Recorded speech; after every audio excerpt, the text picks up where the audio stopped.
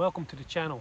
My name is Reni. I'm a pagan from the beautiful country of the Netherlands, and today we're going to talk about a subject that if you live in Holland you're probably already aware of the fact that the wolf is back on Dutch soil, because it's been in the news a lot in Holland.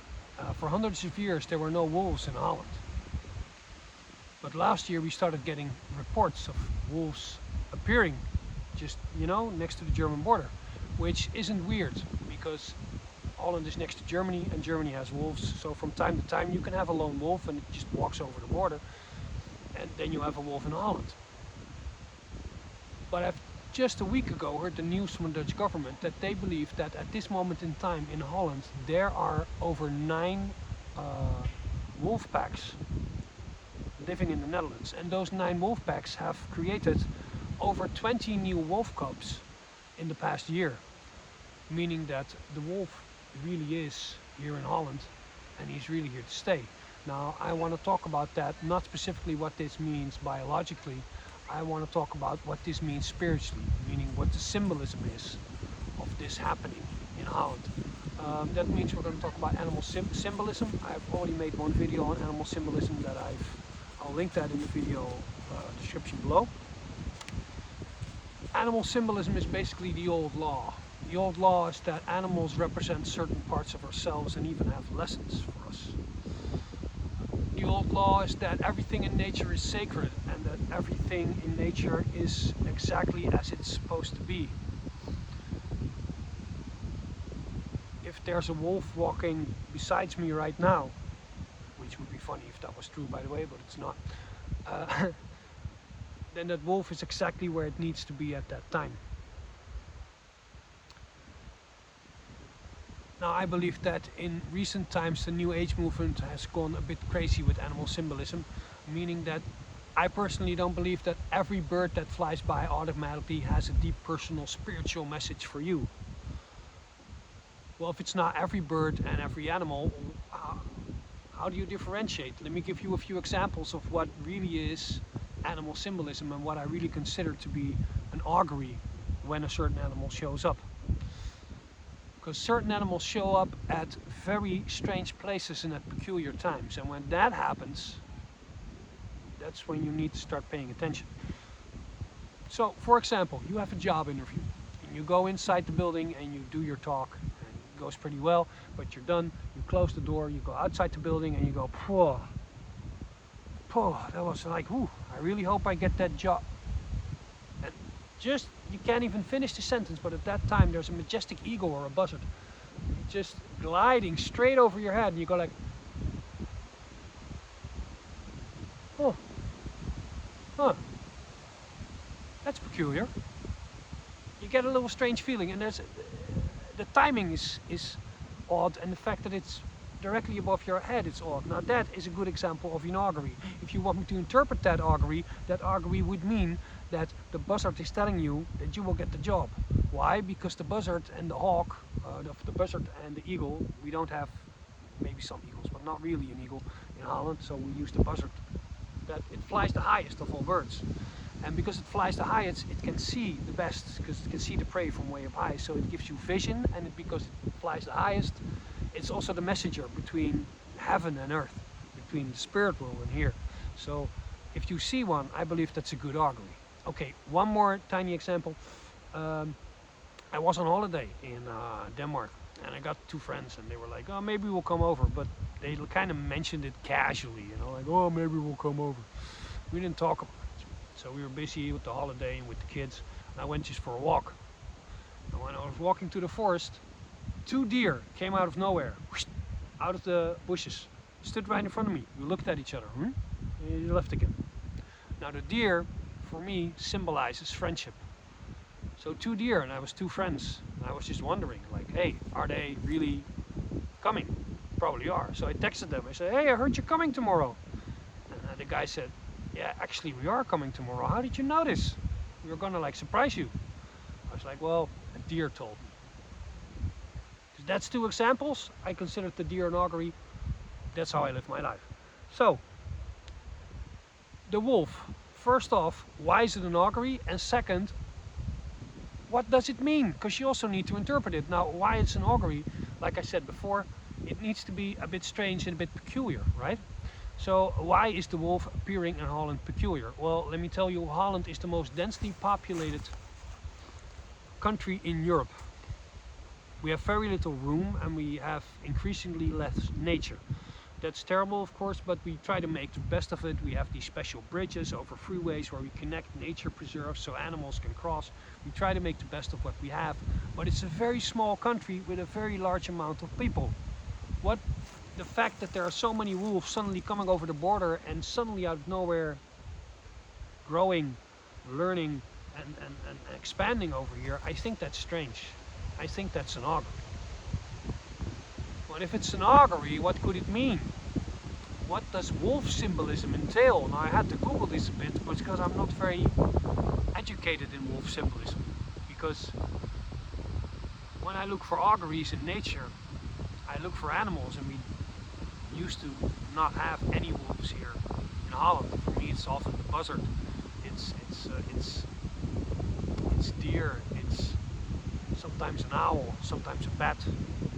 Will come to me, and I can interpret the message and see that as an augury, as we say in Holland, a voorbode of what's to come.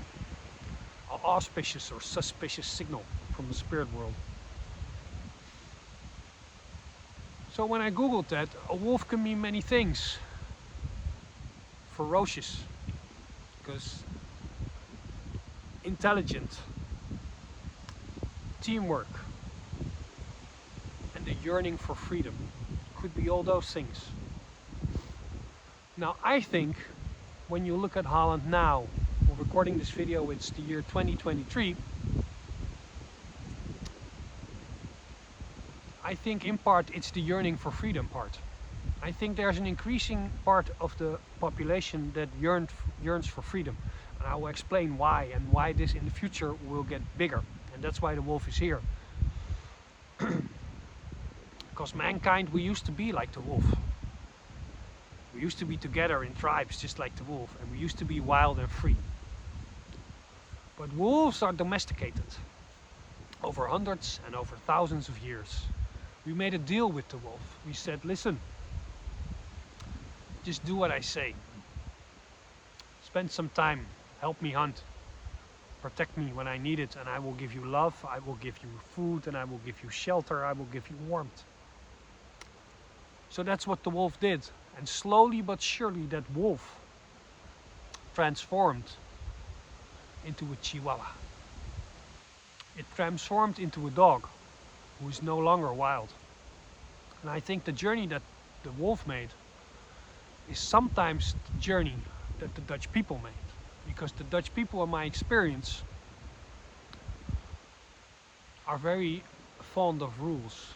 They've been very domesticated. We've been said, just take the education, do the job, and you will get cookies, warmth, shelter, a house, a mortgage, a car. And just like the wolf was basically domesticated and bought with some things, we also were domesticated with some things, with houses and cars and cookies and internet and all that stuff. Now I'm not saying that's necessarily a bad thing, I'm just saying that what's happened. We lost our ability to be wild and free, but we got something back out of it. And Holland was and used to be, and maybe still is, a very prosperous nation. So we got it good. And you know what I believe in, by the way? Yeah, you believe in the old gods, yeah, of course. But what I also strongly believe in is trends, in patterns. For an example, if you have a friend who's been an alcoholic for 30 years, that's a trend, that's a pattern. Do you think it's likely that he will quit alcohol in the next 2 years? If he's already been drinking non-stop for 30 years? The answer is probably no. Because if a trend has been going on for a long time, it's more likely that it will continue than that it will break. For the trend is your friend until the end. It's something that I learned from stock market analysis, which you can also apply to every aspect of life. Good stock traders find trends and then they follow that trends, and that's how they make the profit. And you think the stock market is just graphs and math and all this technological stuff, but everything is just, it's people who buy and sell. It's people who govern everything. So if you understand psychology, you understand the market, but you also understand auguries, what we're talking about today. So there's a trend. What's the trend I'm talking about? This trend has been going on for a long time. I don't know how long, 40, 50 years. But even the last 20 years, it's become more prominent and it's picking up steam and it's becoming more and more and more and more and more of a problem. The trend is that the housing prices seem to be going up, not just in Holland, but all over the world. They've been going up dramatically, and our wages aren't going up in accordance with the prices of the houses. Now, how this relates to the augury, I will tell you in a minute. Just follow me for a bit, please. The houses keep coming up.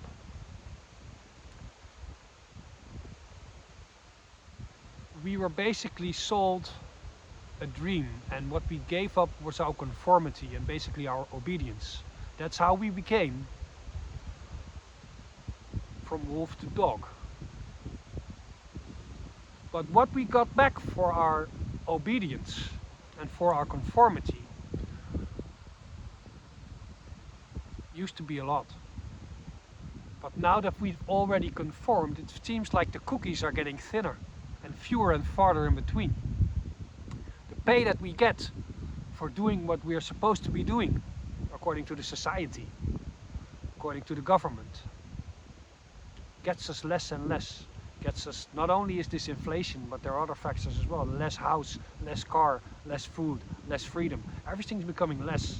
And I believe that there's a lot of people in Holland at this moment who feel this crunch. They feel it. And there's a part of us, and there's a part of society that longs to be free. And I think that is the symbolism of the wolf in Holland in 2023. Like I said, this trend of inflation and houses going up and having less money and less freedom is going on for quite a while now. So it's only logical that it will continue for a few more years. And as this continues, the desire in our collective subconsciousness for freedom will grow.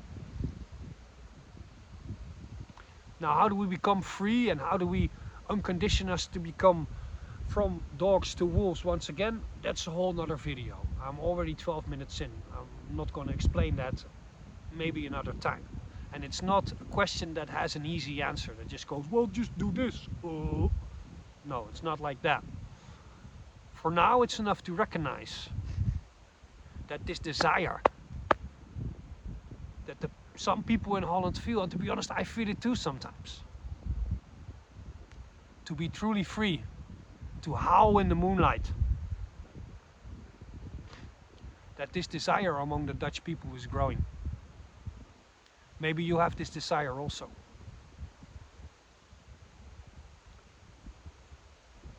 And spend some time with the wolf. And I'm just not talking spend some time here with a wild wolf, because they might kill you. But try to connect with a wolf. What a wolf is. Think about it. Read about it. See some documentaries about it. And see the new wolves here as your friends. And your teachers. For the freedom they have, you also have inside of you. That's all for this week. Ga met goden. En tot volgende week.